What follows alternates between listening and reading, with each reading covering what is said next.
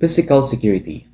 It is the broadest branch of security, which is concerned with the physical measures adopted to prevent unauthorized access to equipment, facilities, materials, and documents, and to safeguard them against espionage, sabotage, and damage. Principles of physical security. Number 1. Enemy agents must not access. Acquisition of the information is the ultimate results and the means and form in which the information is obtained. Number 2. There is no impenetrable barrier. The unfriendly government or organization, they are willing to devote enough time, money, personnel, material, and imagination to passing barriers. So physical security attempts to build defense by using certain barriers. Number 3. Defense in depth means barrier after barrier. In order that barrier could prevent unauthorized access and serves its purpose very well, there should be an integration of all barriers adopted in the installation. Number 4. Surreptitious versus non-surreptitious. Surreptitious entry means not observable, while non-surreptitious entry is observable. Observable or not, intruders usually find the right place and the right opportunity to gain access. Physical security then needed to detect or deny unauthorized entries. Number 5. Each installation is different. Since each installation is different, each will have different problems to overcome. The security procedures will not adequate for all installations.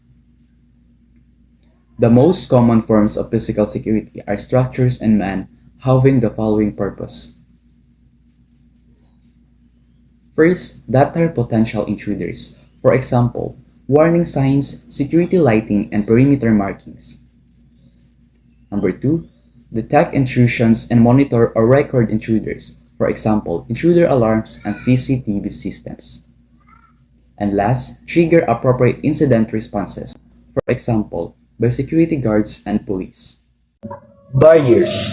This refers to any physical structures, whether natural, man-made, or human. This is capable of restricting, deterring, deleting, or preventing illegal and unauthorized access to an installation. We also have different general types of physical security barriers. Number 1. Natural barrier. These are offered by nature, which could obstruct or delay the passageway of potential intruders.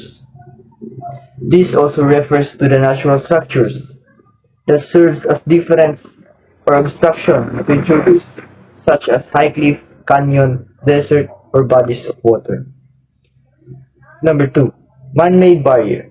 These are structural construction like fences, walls, roofs, floors, grills, roadblocks, and other physical means to deter or impede penetration. Human barrier comes in form of human presence.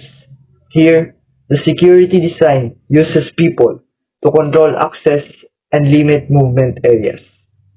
Clear zone. This is an obstructed area maintained in both sides of the perimeter barrier. Components of physical security. Number 1, perimeter barrier.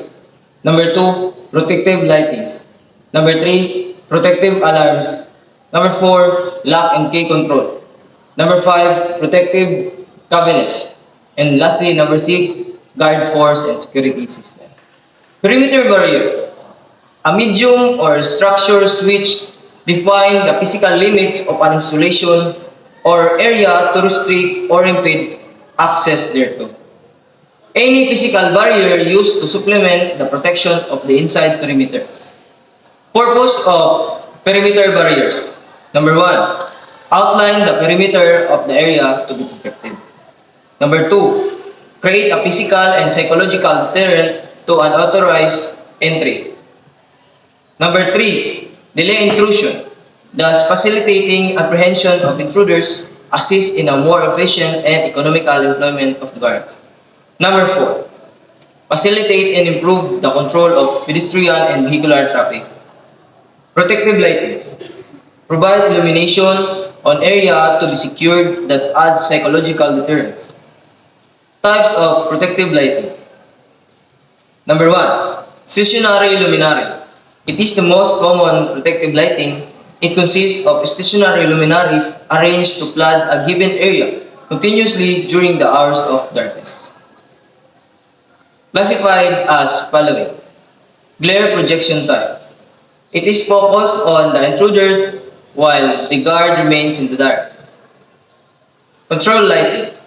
It is focused on pile of items rather the guard remains in the dark. Number 2. Standby lighting.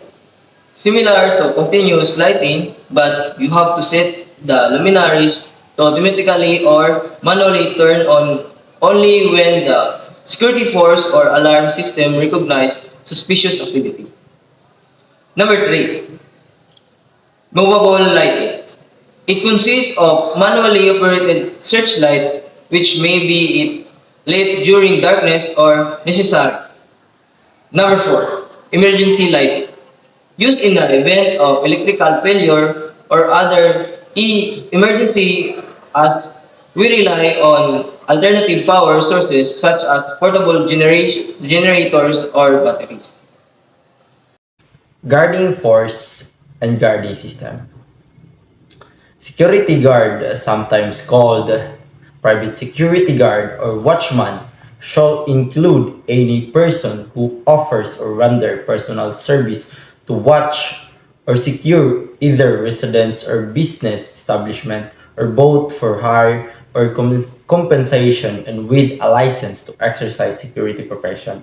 So, second one is guard force. A group of selected men, trained or grouped in a functional until in order to protect operational processes from those disruption which would impede efficiency or half operation. Types of guard force. Private Security Agency or PSA in contracts, recruit, trains, and post security guard to a business firm. Second one is Company Guard Force or CGF, a security force maintained and operated by any private company or corporation utilizing any of its employees to watch, secure, or guard its business establishment, premises, compound, or properties. Third one is Government Security Unit or GSU, a security unit maintained operated by any government entity or police which established and maintained for the purpose of securing the office compound and or extension of such government entry. Protective alarms, supplemental physical barriers in a form of sound that cause alarm installed indoors and outdoors in an installation. Types of alarm system: metallic foil wire, ultrasonic detection device, vibration detection device, microwave motion detection device, audio detection device, photoelectric or electric eye, locks and key control lock.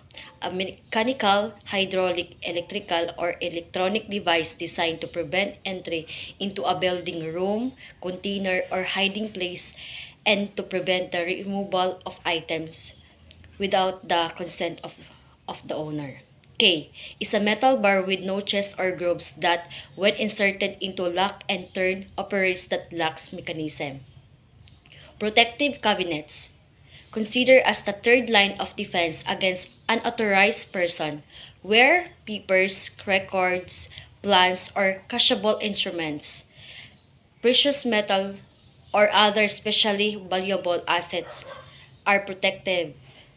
Self, a metallic container used for the safekeeping of document or small items, robbery or burglary resistance.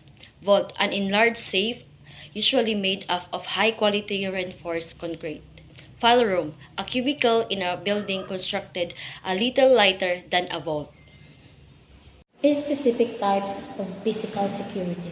Barriers. First is natural barrier are those natural features that delay or make more difficult the entry of intruders. Structural barrier. These barriers are features constructed by men that tend to delay entry of intruders. Human barrier. These are guards, office and shop workers who stand between the intruders and the matters to be protected. Animal barrier. These are usually trained dogs used as guards. Energy barrier. Usually electrical or electronic devices used to provide assistance to guard personnel. Types of perimeter barrier opening. Number 1. Building walls. Include walls, floors, roofs, or their combinations.